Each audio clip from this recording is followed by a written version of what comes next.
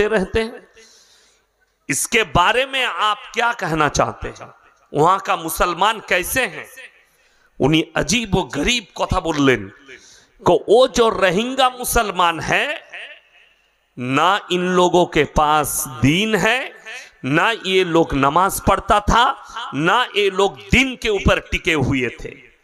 এদের কাছে কিছুই ছিল না, যেমন একটা জঙ্গলি আদিবাসী বসবাস করে এরকম ভাবে তারা জীবন যাপন করছে। তাদের কাছে হারাম হালালের কোনো বিচারই ছিল না, তারা দিন ছিল না তাদের মধ্যে, তারা আল্লাহকে চিনার পরেও চিনতে পারত না। আমার বন্ধুগণ, আল্লাহর আযাব তাদের কাছে পৌঁছেছে।